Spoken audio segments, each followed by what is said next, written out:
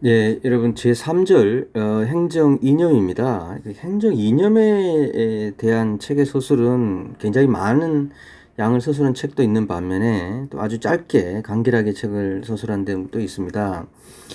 어, 사실 이념이란 행정이 지향해야 할 이 최고의 가치를 이야기하는 거죠. 그리고 여러분들이 공무원이 됐을 때 관료가 따라야 될 그 규범에 대한 내용이 행정 이념입니다. 그 행정 이념에는 크게 두 가지 측면에서 볼 수 있는데, 하나는 수단적 이념이 있고요. 다른 하나는 본질적 이념이 있습니다. 이게 본질을 먼저 얘기해야 되겠네요. 네. 네, 본질적 이념이 있다고 할 수 있겠죠. 결국 본질적 이념은 수단적 이념보다 더 상위에 있는 것들을 얘기하는 겁니다. 여기 있죠. 공익, 형평성, 민주성, 뭐 자유와 평등, 정의 이런 것들을 이야기하는데요. 다만 이 민주성은 몇 권의 책에서는 각주에 있습니다만 일부 책에서는 이를 수단적 가치로 보기도 합니다. 그래서 만약 이런 건 뭐 질문이 안 나오겠죠, 그죠? 그다음에 수단적 가치로서는 합법성, 능률성, 효과성, 효율성, 생산성, 가외성, 합리성, 책임성, 대응성, 투명성 뭐 이런 것들이 주로 논의된다고 볼 수 있습니다. 자, 저는 책에서 주로 공익에 대한 논의를 많이 하고요, 그리고 형평성에 대한 정의를 많이 했습니다. 그다음에 수단적 행정 이념들을 묶어서 보고 행정 이념 간의 상충관계 에 대해서 다루도록 하겠습니다. 먼저 우선 행정이념 제1절 공익에 대해서 보도록 하겠습니다.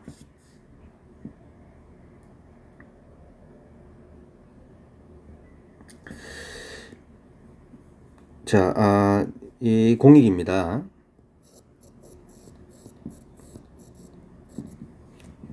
공익은 사실 행정이 추구해야 할 최고의 가치죠. 행정이 추구해야 될 이 최고의 가치입니다. 그런데 이 공익이 무엇이냐? 그냥 뭐 정의는 할 수 있어요. 사회 일반의 공동이익이다. 사회 일반의 공동이익이다. 이렇게 얘기할 수 있지만 구체적인 어떤 상황이 발생했을 때 이게 공익이냐 이렇게 물으면은 이게 공익이냐 이렇게 물으면 사실 답하기가 굉장히 어렵습니다. 최고의 가치인 만큼 가장 상위에 있는 가치인 만큼 그만큼 정의하기도 어렵습니다. 이 공익에 대해서 우리는 두 번째 이 대두 배경과 기능에 대해서 볼 필요가 있습니다.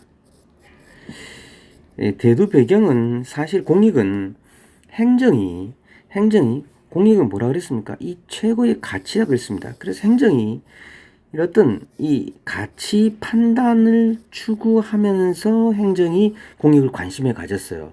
만약에 행정이 경영과처럼 그냥 하나의 관리로만 하는 이 공사행정 일원론의 입장에서는 공익에 대한 고민이 없습니다, 여러분.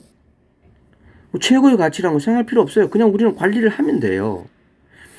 결국 가치 판단을 하게 되는 공사행정 이원론, 정치행정 이론론의 입장에서 공익에 대한 관심이 증대됩니다. 두 번째는 행정국가죠. 행정국가는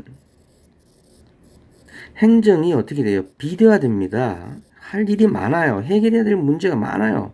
그러다 보니까 관료의 재량이 증가돼요. 그래서 관료가 재량이 증가돼서 재량이 증가되겠다는 것은 내가 판단할 경우가 많단 말이에요. 그때 재량이 증가되면 결국은 판단할 것이 많다는 것은 그 판단 기준이 무엇이냐. 이것 때문에 공익이 관심을 가지게 되었습니다. 세 번째는 신행정학이에요. 신행정학도 사회적 형평성을 가정하면서 관료의 재량성을 강조하거든요. 그럼 관료가 결정할 때 공익이 무엇이냐 이런 것들이 있었다는 거죠. 두 번째는 공익의 기능입니다. 공익은 정말 행정에서 많은 기능을 하죠. 철대 만약에 행정이 어떤 만약에 이 정부가 어떤 재량으로 해서 사인에게 어떤 권리와 의무에 영향을 미치는 영향을 했다면은 그 정당성의 근거가 되는 거죠. 뭐죠? 공익을 위해서 한 거잖아요. 두 번째는 행정의 모든 행정활동과 그 결과에 뭐요? 평가 기준이 됩니다. 이거 두 가지가 가장 중요하죠. 그게 정말 공익에 부합한 거냐, 그런 행정이. 이렇게 볼 수가 있겠죠. 네. 공익에서 중요한 건 이 공익의 본질에 대한 내용입니다. 이거는 여러분들 잘 이해해야 되고요. 공익 문제 중에서는 시험에 제일 많이 나오는 내용입니다. 자, 공익의 본질은 크게 실체설과 과정설로 나눌 수 있습니다. 실체설은요, 공익이란 딱 요렇게 생긴 놈이 있다. 요게 실체설이에요. 과정설은 공익이란 이렇게 생긴 게 있는지 모른다. 이게 사익인데 이것들에 이렇게 모아놓은 거 어느 개가 아니겠느냐. 이게 과정설입니다. 결국 실체설은 공익이란 거는 선험적으로 존재하고 있다는 거예요. 뭐 우리가 얘기하는 정의, 평등 이런 것처럼 선험적으로 존재하고 있다. 실체적으로 존재하고 있다. 이런 겁니다. 실제죠. 그래서 뭐 흔히 자연법, 인간의 존엄성과 같은 자연법 이런 것들. 자, 그래서 공익이 선험적으로 존재할 수 있는 그 무엇이 있단 말이에요. 자, 그러면 여기 물어봅시다.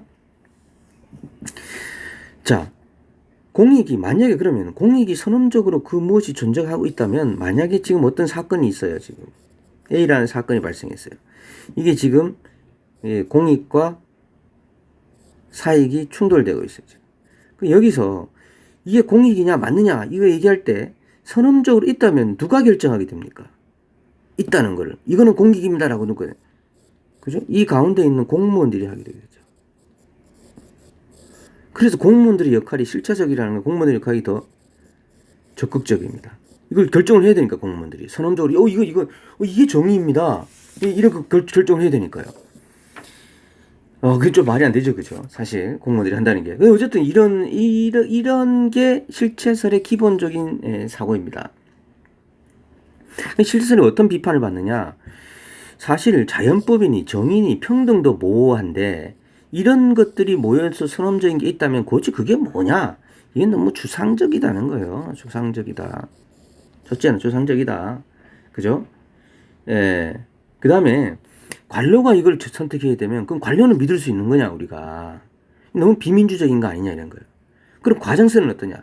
자, 과정선은 공익이라는 이 별도의 실체가 존재하는 건 아니다는 겁니다. 별도의 실체가 존재하는 게 아니라 공익과 사익도 구별할 수 없다. 그래서 결국은 공익이란 이 사익의 어느 총합이거나, 그죠? 합이거나, 두 번째, 사인 간의 이 타협의 산물이다. 이렇게 보는 겁니다. 결국은 사인 간의 이런 과정을 통해서 공익이라는 게 결정되어 나온다는 거죠. 그래서 선험적으로 존재하는 게 아니다는 겁니다. 그러면 만약에 여기서 이게 또 아까 이 사건 A처럼 발생했단 말이에요. 이게 공익이냐 사익이냐 이거는 뭐죠? 관료는 이 사인들 간의 타협과 조정 이 과정에서의 조정자 역할만 하면 되는 거예요. 그래서 관료의 역할이 소극적이 되는 겁니다. 그렇겠죠? 네. 소극적 중재자적 역할만 하게 된다는 거죠. 이 차이가 실체설과 과정설의 차이가 있다. 이 굉장히 공익에 관한 중요한 내용입니다. 두 번째는 사회적 우리 형평성 제2절 형평성을 보겠습니다. 여러분 책 48쪽입니다. 여러분 책을 꼭 보셔야 됩니다.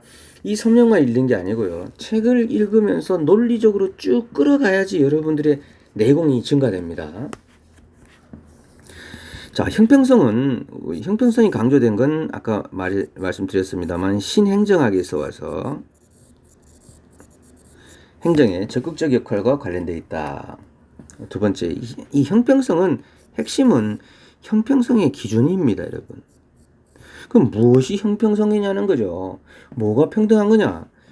몇 가지 나는 첫째는 수평적 평등과요, 수직적 평등이 있습니다. 이 수평적 평등이란 욕구 이론이라고 그러기도 하는데요. 이거는 일종의 동일한 것은 동일하게, 모두가 동일하게 다루는 겁니다. 사회주의에서 주로 하는 거죠. 똑같이 지급합니다. 유사한 연금제도, 보험제도 뭐 이런 걸 들 수 있습니다. 두 번째, 수직적 평등은요, 실적 이론이라고 합니다. 이런 기회를 균등하게 해준대요. 기회를 균등하게 해주면은 실력은 다르세요. 실적과 능력에 따라 차별하는 겁니다.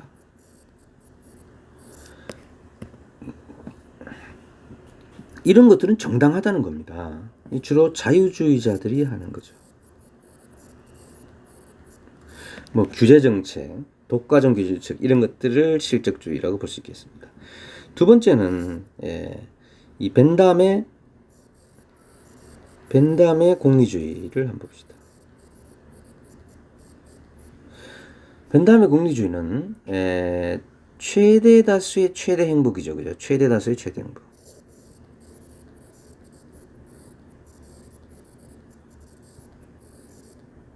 많은 사람이 행복을 누리는 거, 사회를 구성하는 더 많은 사람들의 만족 총계를 어떻게 해야 된다고요? 최대화해야 된다. 자, 이거 이렇게 설명하면 돼요. 자, 이게 가난한 사람이 있어요. A는 되게 가난한 사람이에요. 예, 통상 한계 효용은 체감하잖아요. 사과 하나 먹고 두 개 먹고 이렇게. 근데 가난한 사람이 뭘 가진다고 합시다. 뭐든지. 우리 사과를 얘기할 수 없을 것 같고요. 가난한 사람이 돈을 가진다. 그건 돈에 대한 행복이라고 봅시다. 처음에 돈을 요만큼 가졌어요. 그럼 행복이 없다고 입 밖에 하니까 행복이 엄청 크겠죠. 이걸 100의 행복을 느꼈다고 합시다. 요만큼 하게 되니까 또 90의 행복, 똑같이 하니까 80의 행복. 한계 효용은 체감하기 때문에 그래요. 여러분도 그렇잖아요. 사과 하나 먹고 두 개 먹고 다르니까. 똑같이 이건 같아요. 길이는 같다고 봅시다. 70에 느꼈어요. 이건 어떻게? 효용이 지금 줄어드는 겁니다. 여기 100의 효용, 90에 80에 70에 60의 효용이 있었다. 이렇게 합시다. 그 다음에 이 B는 돈이 부자예요. 근데 B는 밑에가 많이 있기 때문에 같은 길이라고 해서 요만큼 했을 때는 근데 85의 효용 누렸다. 여기에 70의 효용을 누렸다. 이게 60의 효용을 누렸다. 이렇게 봅시다. 이렇게 했을 때 물론 B는 밑에 더 많습니다. 그죠? 부자니까. 그런데 이 전체적인 국내의 만족을 최대화하기 위해서는 B의 한계 효용과 부자의 한계 효용과 가난한 사람의 한계 효용을 같이 하면 되는 거죠. 어디쯤입니까? 이 한계 효용이 증가되는 게 10이죠. 10. 지금 여기가 한계 효용이 사실은 뭐 줄어드는 데가 한계 효용이 60. 요 60이다. 한계 효용이. 여기 한계 효용이 그러면 한계 효용이 60이다. 요 시점에서 더 이상 움직이지 않는, 요게 가장 우리의 행복의 총량을 가장 많게 하는 겁니다. 결국은 가난한 사람이 추가적으로 얻게 되는 한계 효용이 부유한 사람들이 추가적으로 잃게 되는 한계 효용이 범위보다 큰 범위에서는 부유한 사람들로부터 가난한 사람에게 자원을 이정하는 것이 사회 전체 효용을 증진시킨다는 겁니다. 그렇겠죠? 이런 식의 이야기죠. 근데 이건 큰 맹점을 가지고 있어요. 만약에 한계 효용이 체증하면 어떡할 거예요? 계속 더 갈수록 효용이 더 증가되면은 어떻게 돼요? 이 사람들도 오히려 부유한 사람도 하나도 못 가지고 진짜 요만큼만 가지고 가난한 부자들이 다 가져야 되는 거죠. 정말 불평등이 이렇게 날 가능성이 있습니다. 세 번째,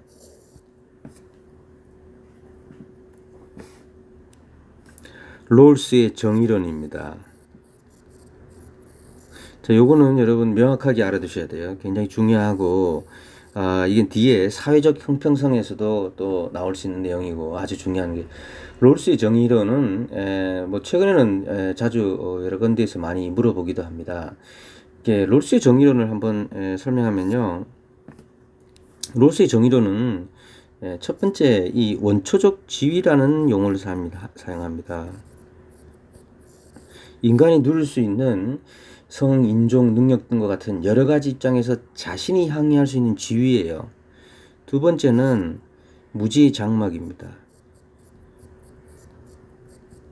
이걸 설명합니다. 자기가 뭘 누릴지 몰라요. 제가 이렇게 한번 해볼까요? 여러분들이 여기 지금 우리 수업 듣는 45명이 있습니다. 여기 장막이에요. 이게 무지의 장막입니다. 여러분들 알 수 없어요. 여기에 45개의 의자가 있어요.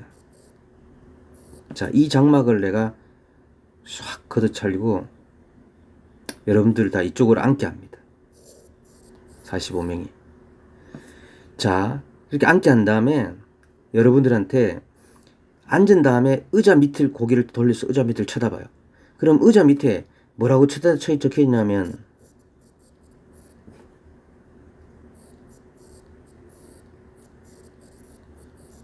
이렇게 적혀 있습니다. 거지라고 적혀 있는 사람은 거지가 되는 거예요. 그리고 CEO가 되는 거, 대통령이 되는 겁니다. 자, 이렇게 해서 우리 평생을 살아갑시다. 이렇게 여러분들한테 제안을 했어요. 알겠어요? 무죄장물 탁 써놓고 여기 앉아있는 45명들에게, 자, 여러분, 자, 우리 지금부터 이거 장막을 걷어가지고 여러분들 아무 의자에 앉습니다. 그때 밑을 못 보게 합니다. 다 의자에 앉은 다음에 내가 밑을 보라 그러면 의자 밑을 쳐다보면 자신의 이 원초적 지위가 적혀 있습니다. 자, 그걸 보게 되면 여러분은 이제 평생 그렇게 살아가야 돼요. 이렇게 얘기합니다.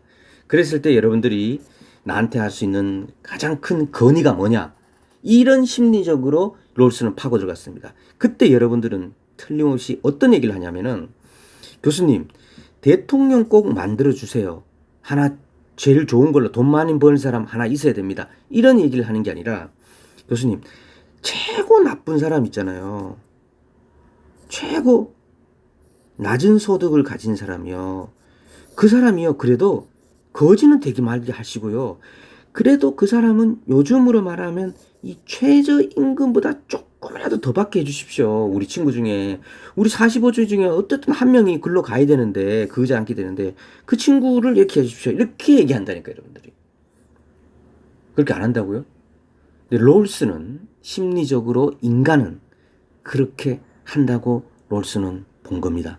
그래서 롤스는 가장 어려운 처지에 있는 사람의 후생을 증진시키지 않고서는 형평성이란 얘기를 할 수 없다고 얘기했습니다. 가장 어려운 처지에 있는 사람의 후생을 증가시켜줘야 된다. 그래서 이 제 책에도 있습니다. 롤스가 인간은 원초적 지위에 대한 무지의 장막으로 자기의 미래에 대해 매우 불확실함을 느끼게 되므로 개인은 보수적이고 기피적으로 될 수밖에 없어가지고 어떤 선택을 한다? 최소 극대화. 이게 진짜 중요한 얘기예요.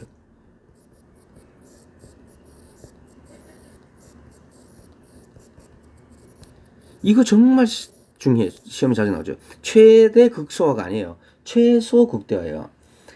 최소 극대화란 사람들이 주어진 여러 가지 대안들 중에서 최저 이익을 조사하고 그 최저 이익 중 최대의 것을 선택하는 것을 얘기합니다. 그를 결국은 최저의 것을 최대한 높여달라는 게 최소 극대화의 논리를 얘기한다. 자, 롤스에 대해서는 원초적 지위, 무지의 장말, 최소 극대화의 논리도 배웠습니다. 이렇게 하면서 롤스가 정의론의 원칙을 정합니다. 그게 51쪽에 있습니다. 아주 중요한데요. 제1의 원칙과 제2의 원칙이 있습니다. 제1의 원칙은요, 기본적 자유의 편의. 모든 사람은 다른 사람의 유사한 자유가 상충되지 않는 범위에서 최대한의 기본적 자유를 누리는 거예요. 다른 사람에게 충돌하지 않는 이상은 자유를 누리는 겁니다. 두 번째는 두 번째 딱 나누는 것입니다. 차등의 원리와 기회균등의 원리입니다. 차등의 원리는 가장 불우한 사람들이 이익을 최대화해야 된다. 기회균등의 원리는 모든 사람에게 균등하게 기회가 제공돼야 된다는 거거든요. 그 롤스는 이 중에서 가장 중요한 거, 다시 말해서 두 가지 원칙이 충돌할 때는 제1의 원칙이 제2의 원칙에 앞서고 제2의 원칙 내에서 충돌하는 것은 이게 더 앞선다고 얘기합니다. 자, 이게 롤스의 정의론이다. 자, 잘 알아두시고 롤스의 정의론은 51쪽을 아주 잘 알아두셔야 됩니다. 책을 열심히 읽어보시기 바랍니다. 다음 수단적 합리성입니다. 제3절.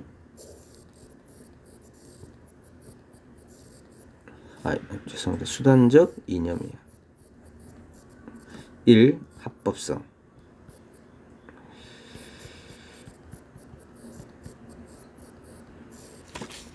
합법성이란 언제 행정국가 이전에 이미 입법국가부터 강조되는 건데요. 뭐 그 정부가 이게 공무원이 법률, 헌법과 법률에 의해서 또는 명령에 따라서 해야 되는 게 합법성이잖아요, 그죠? 그래서 공무원이 반드시 따라야 되는 거예요. 그래서 사실은 이것은 하나의 행정의 이념이라고 저는 보지 않았으면 좋겠어요. 저는 사실 제가 제 책에 합법성을 행정 이념에 넣어놓은 거는 다른 책에도 넣어놨기 때문에 넣어놓은 거지, 합법성은 행정 이념이 아니라 합법성은 반드시 따라야 되는 거예요. 그래서 몇 가지 책에 보면 뭐 합법성이 지나치게 강조하면 부정적 효과가 있다. 여러분, 공무원이 합법성 안 따르면 뭐죠? 그 사람 그냥 징계받는 거예요, 징계. 아시겠어요? 예, 합법성은 중요하다. 읽어보시기 바랍니다. 두 번째, 능률성. 자, 여기서 몇 가지 개념 정리를 하고 가겠습니다. 자, 능률성은 인풋분의 아웃풋이에요.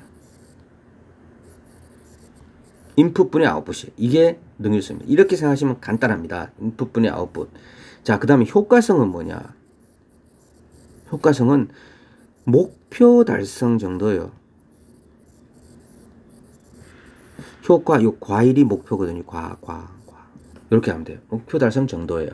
자, 능률성은 효과성 이렇게 보면 되는데, 효율성을 뭐로 보느냐, 이 효율성. 학자에 따라서는, 이게 좀 학자에 따라서 좀 다른데요. 학자에 따라서는 효율성을 제1설, 능률성 이꼬르 효율성, 이렇게 보는 개념이 있습니다. 이게 우리 세행정학 책에서 이렇게 봐요. 제2설 능률성 플러스 효과성 이꼬르 효율성, 이게 다수적인 견해라고 좀 봅니다. 저는 이 견해를 따라요. 근데 뭐 이렇게 볼 수도 있다는 걸 여러분들은 다 알고 있어야 돼요. 이렇게 볼 수도 있고 이렇게 볼 수도 있다. 아시겠죠? 능률성, 효과성, 효율성 이렇게 놔두고 이렇게 볼 수 있다는 걸 여러분들 머릿속에 다 가지고 있어야 됩니다. 자, 저 같은 경우 그럼 생산성은 어떻게 보냐? 저는 어떻게 보느냐? 이게 두 개 합쳐가지고 이거를 효율성이라고 정의하고, 저는 효율성과 생산성을 같이 봅니다. 뭐 이렇게 보는 방법도 있다. 내 책은. 자, 능률성을 계속 설명합시다. 능률성.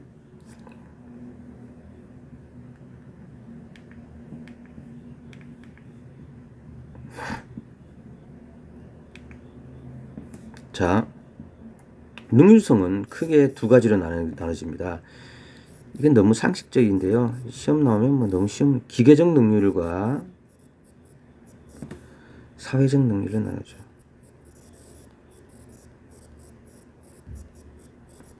기계적 능률은 행정을 경영과 동일시하는 겁니다. 그래서 공사행정 이론론의 주장들이죠. 과학적 관리론입니다.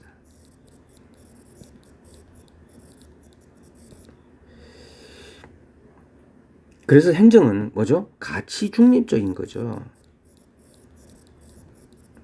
결국 기계적 능력이라는 건요. 결국은 인풋분의 아웃풋만 있으면 성공한다는 거예요. 수치적으로. 사회적 능률은 뭐냐 하면은 사회적 능률은 이 인간관계론과 관계되는 건데, 그리고 행정은 공사행정과 다르다. 이 공사행정 이원론이고요. 정치행정 이론론입니다. 행정은 가치지향적이기 때문에 가치지향적이라서 진정으로 시민을 만족시켜줘야 된다. 이게 행정 이론입니다. 결국은 진정한 민주성이 포함되어 있다는 거죠. 능률이 수치적으로 인풋분의 아웃풋 플러스 시민의 만족이나 민주성이 가미된 거, 요게 사회적 능률이다. 이렇게 생각하면 좀 더 쉽게 해결될 수 있습니다. 자, 그 다음에 효과성.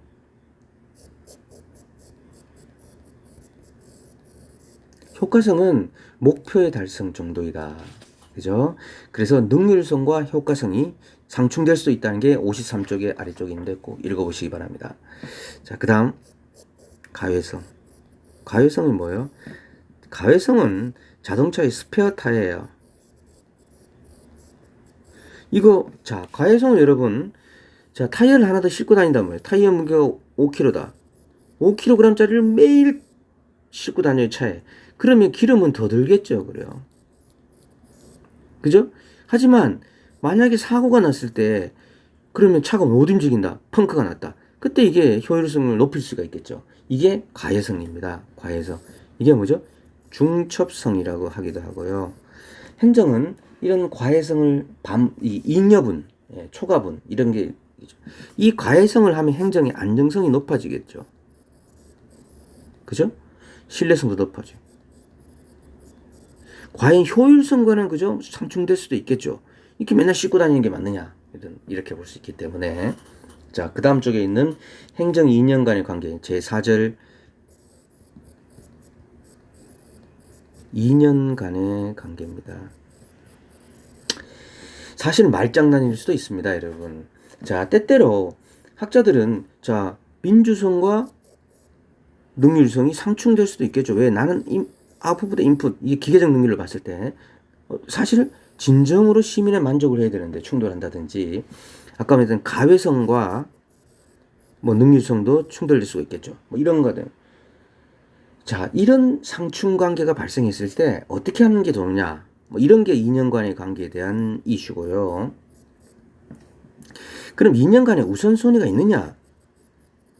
학자들 사이에는 다양합니다. 1설, 2설, 3설이 있다고 나와 있죠. 사실 구체적으로 상세히 한번 읽어보시기 바랍니다만 별로 중요하지 않습니다. 다들 우선순위가 결국 종합해보면 있다. 이런 주의자들과 있을 수도 있지만 상황에 따라서 변화될 수도 있다. 이런 주의자들이에요. 사실은 이 두 번 이게 맞겠죠. 상황에 따라 때때로 이게 맞겠다. 저게 맞을 수도 있겠고요. 자, 그러면 지금까지 행정관의 변천과 행정 이념에 대해서 한번 보겠습니다. 입법국가시대는 입법국가시대는 당연히 입법이니까 합법성이겠죠. 그죠? 정치행정, 자, 정치행정 이원론. 정치행정 이원론 수위는 과학적 관리라고 했죠. 아까. 이때는 뭐예요? 능률성이 강조합니다. 다시 정치행정 이론론이죠. 인간관계론의 시절에는 뭐죠? 다시 사회적 능률을 강조하죠. 이게 민주성입니다. 다음에 발전행정론. 발전행정은 우리나라의 박정희 시대 때 생각하면 됩니다. 목표를 달성해야 되는 거죠. 효과성입니다. 그 다음에 신행정론. 자, 1960년대 후반에 미국을 중심으로 일으켰던 신행정론은 사회적 형평성을 되게 강조해요. 그 다음에 신공공관리론은 뭐예요? 제가 신공공관리론은 신자유주의와 이념을 같이 하는 거라 그랬습니다. 이건 효율성을 강조한다. 뉴 거버넌스. 또는 신공공 서비스론 이 같은 민주성을 다시 강조하게 되는 거죠. 이 책에 있으니까 한번 읽어보시고 요거 굉장히 중요합니다. 어떤 시대든 근데 아주 굉장히 중요하다고 이건 기초 아주 상식에 속합니다. 행정학에서는. 자, 요 정도로 하고 자 다음 주에 이번 주 강의는 요 정도로 하겠습니다. 마치겠습니다.